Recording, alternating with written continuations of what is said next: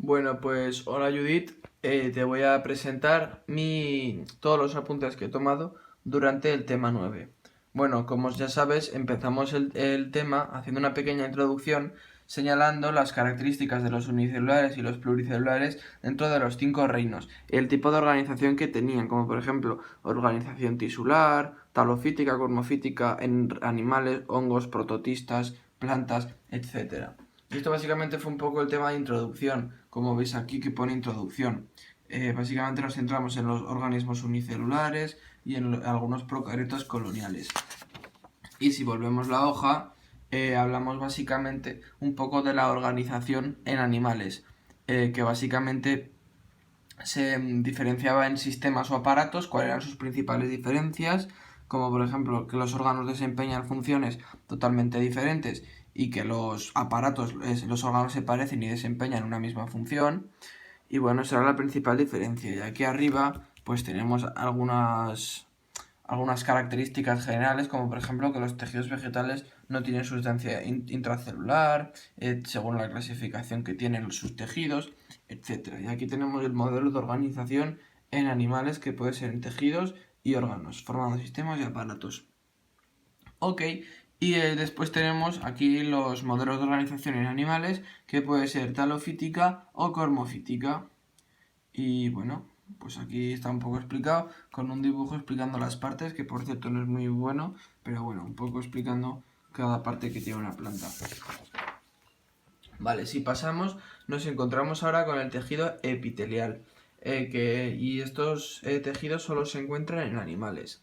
Los voy a enumerar del 1 al 5 hasta... No, perdón, del 1 al 4, que es hasta el tejido nervioso, y el 5 ya será el tejido de las plantas.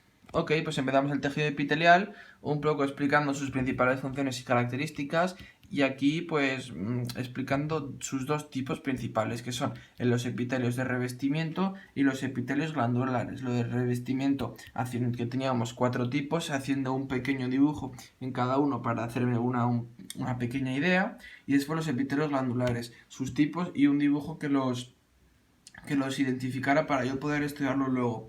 Y luego aquí hay otra pequeña cosa, que son los epitelios mixtos, los cuales hacen la función de los glandulares y de los de revestimiento, como pueden ser el páncreas, ya que suministra insulina y glucagón a nuestro propio cuerpo, o sea, esto una función intracelular, y luego exo, ya que expulsa el jugo pancreático a el estómago, bueno, pues para realizar pequeños procesos digestivos, etc. Si volvemos la hoja, tenemos aquí un poco más explicado los epitelios glandulares, y aquí ya pasamos a los tejidos conectivos. Los tejidos conectivos, que es la parte yo creo más extensa, porque es la que abarca más tipos de tejidos. Y bueno, aquí explicamos un poco las características principales, que la verdad es que son bastantes, y ya empezamos con el tejido conjuntivo. Siempre he estructurado todo en la parte inicial, ponía las características y funciones, y luego ya los tipos. Por ejemplo, el tejido conjuntivo tiene tejido laxo y tejido denso. Ok, pues si pasamos, ahora nos encontramos con el tejido adiposo. El tejido adiposo lo mismo, tiene las mismas características, que esta vez tiene un poquito más, y sus dos tipos, el cual es el adiposo pardo y el adiposo blanco. Sus características, y aquí un pequeño dibujo, el cual se está bien diferenciado el pardo y el blanco. Y esto para hacerme una idea, ya que el dibujo es parecido al del libro. Y después tenemos el tejido cartilaginoso, el cual actúa muy parecidamente a los huesos, el cual tiene su zona de tejido conjuntivo justo arriba, llamado pericondrio. Y después tenemos todas estas fibras que son, bueno, que son como surcos donde se encuentran las células del tejido cartilaginoso. Y bueno, un pequeño dibujo explicando sus características. Y ya está. Y bueno, no he puesto tipos del tejido cartilaginoso, pues básicamente porque no tiene. Bueno, después pasamos al tejido óseo. El tejido óseo, que tiene muchísimas características y dos variedades principales.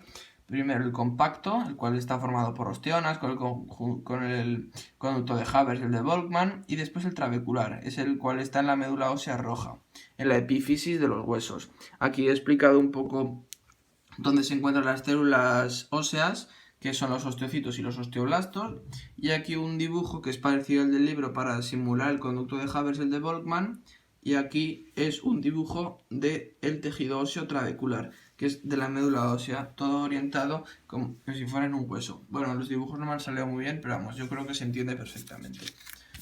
Vale, pues si pasamos de hoja nos encontramos con el tejido sanguíneo, que todavía sigue siendo tejido conectivo.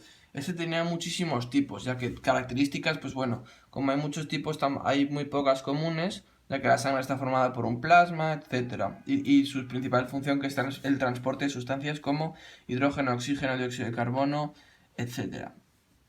Los tipos de células sanguíneas tenemos tres glóbulos: los eritrocitos, los leucocitos y pues las plaquetas también, que no se me ha olvidado de subrayar, pero tendría que estar subrayado.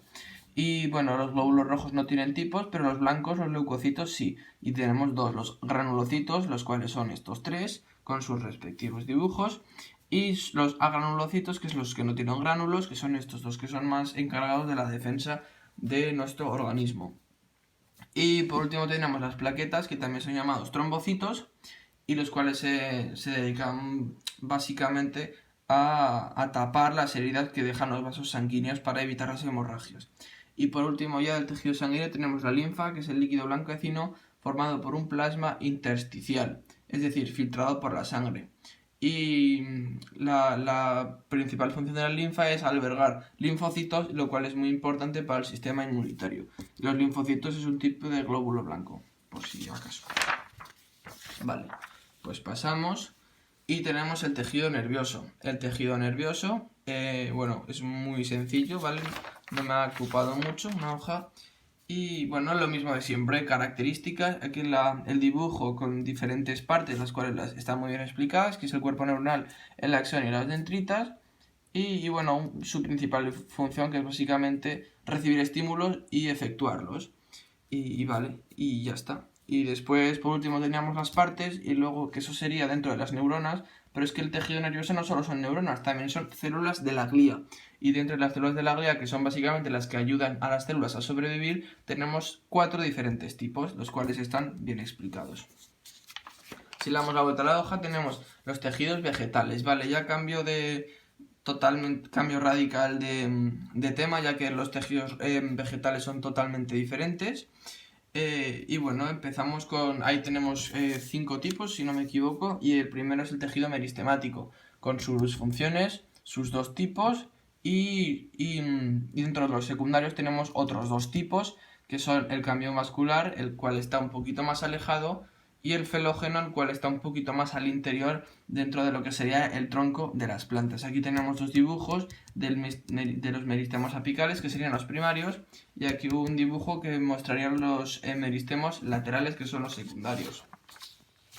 Vale, pues si pasamos de hoja, nos encontramos ya con lo último, prácticamente lo último que hemos visto, que es el tejido parenquimático. El tejido parenquimático pues también tiene 4 tipos, sus funciones, y el más importante y el que más se suele ver es el que está ahí escrito, que es el parénquima clorofílico, en la que está formado por el parénquima empalizada, que son células, mira, como lo he señalado aquí, como más alargadas, y el parénquima lagunar, que son células más gordas, bastante lignificadas, ya que tienen una pared celular gruesa, y alrededor de ellas hay surcos llamados meatos por los que pasa el oxígeno.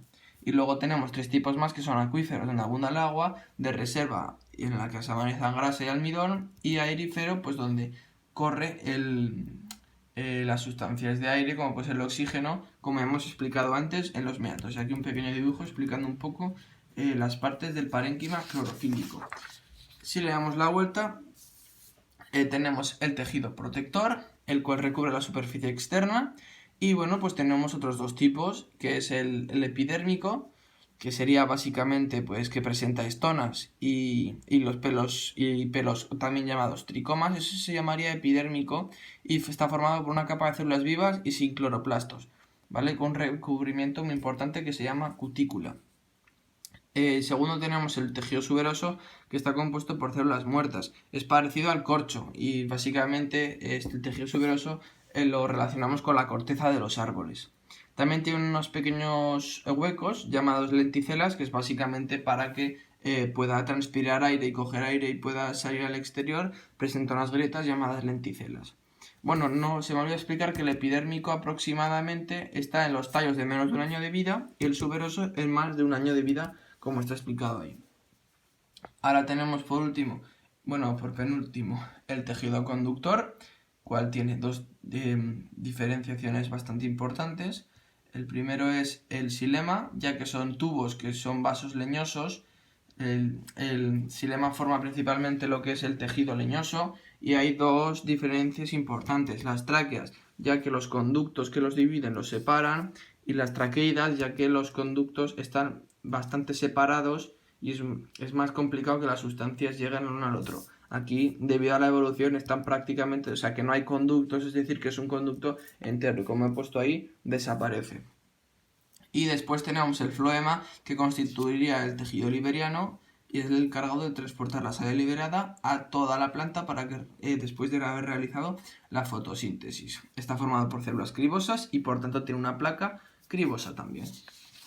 Y bueno, pues ya así pasamos, y esto será lo último del tema. Dos tejidos dentro de la planta que no son bastante importantes, los cuales son el tejido de sostén, que básicamente sería el esquelético de la planta, el cual permite que la planta esté erguida. Su principal función.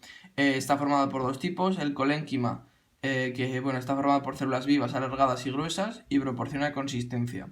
Y el esclerénquima, constituido por células muertas que presentan paredes lignificadas, es decir, que tienen el ligma. Si me parece, no, la lignina, como lo he explicado aquí, que se me había olvidado decir, es un polímero que en unión con células aumenta la resistencia de la pared celular, es decir, que la pared celular se hace mucho más gruesa y resistente.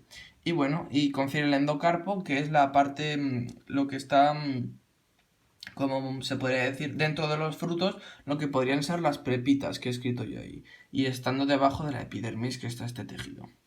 Por último ya tenemos el tejido excretor, el tejido secretor, que está formado por una o varias capas de células que almacenan sustancias de excreción, como por ejemplo dos tipos, los tubos y vasos laticíferos, los cuales recorren toda la planta y contienen un líquido llamado el látex, que el cual se usa en nuestra vida cotidiana muchísimo, sobre todo en aplicaciones industriales. Y después los conductos resiníferos, como su propio nombre indica, contienen resina, el cual serían más o menos las plaquetas de las plantas, ya que se encargan de taponar las heridas de la superficie.